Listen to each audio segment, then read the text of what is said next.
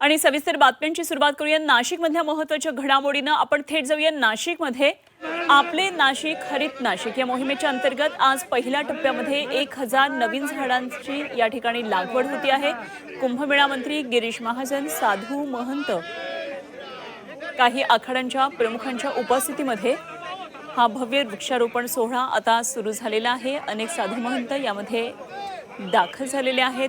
खास वृक्ष लागवडीसाठी मखमलाबादमध्ये हा पहिला टप्पा आज आहे आणि आपण ही दोन दृश्य पाहतोय। अनेक साधू महंतांच्या हस्ते एक भारताच्या नकाशावर अशा प्रकारे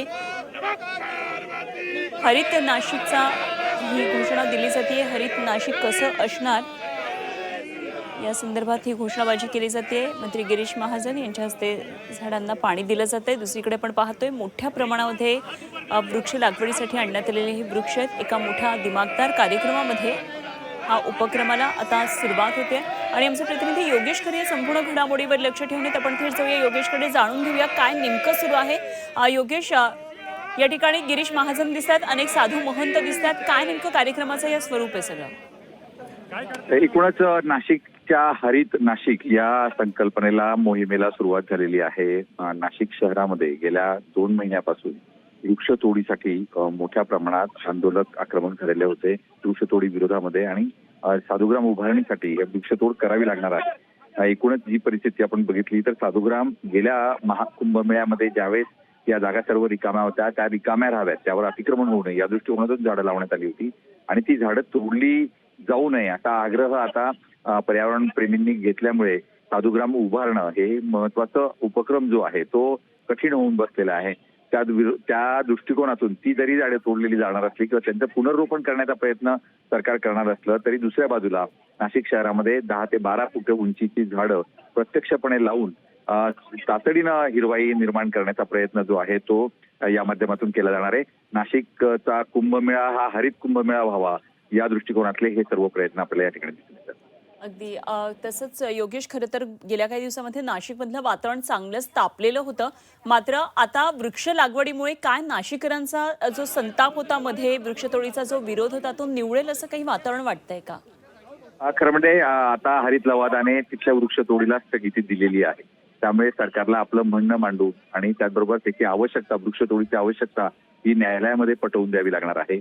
त्यामुळे एकूणच न्यायालयाच्या या निर्णयामुळे सध्या पर्यावरण जे काही प्रेमी होते ते आक्रमक झालेले, सध्या मवाळ झालेले आहेत। मात्र दुसऱ्या बाजूला ही जी मोहीम आहे या मोहिमेमध्ये साधू महंत सुद्धा काही ठिकाणी आक्रमक झालेले होते। साधू महंतांनी मात्र या वृक्षतोडीला आता पाठिंबा दिलेला आहे। त्यामुळे पर्यावरण प्रेमी सुद्धा पाठिंबा देतील आणि ते या मोहिमेमध्ये सोबत येतील। एकूणच झाडं लावून ती जगवण्याच्या मोहिमेला साथ देतील असा अपेक्षा महापालिका प्रशासनाकडून व्यक्त करण्यात आली आहे। गिरीश महाजन यांनी सुद्धा या सर्व पर्यावरण प्रेमींना सांगण्याचा प्रयत्न केलेला आहे या मोहिमेच्या माध्यमातून की आवश्यकता ज्या ठिकाणी आहे त्या ठिकाणी ते करावंच लागणार आहे आणि त्याला पर्याय म्हणून आपण ही सगळी हरित मोहीम आपण सुरू करतो। ठीक, योगेश, जरूर या सर्व घडामोडीवर लक्ष ठेवून राहा। वेळोवेळी आपल्याकडून या संदर्भातली आणखी माहिती जाणून घेत राहू। तुर्तास धन्यवाद दिलेल्या माहितीसाठी।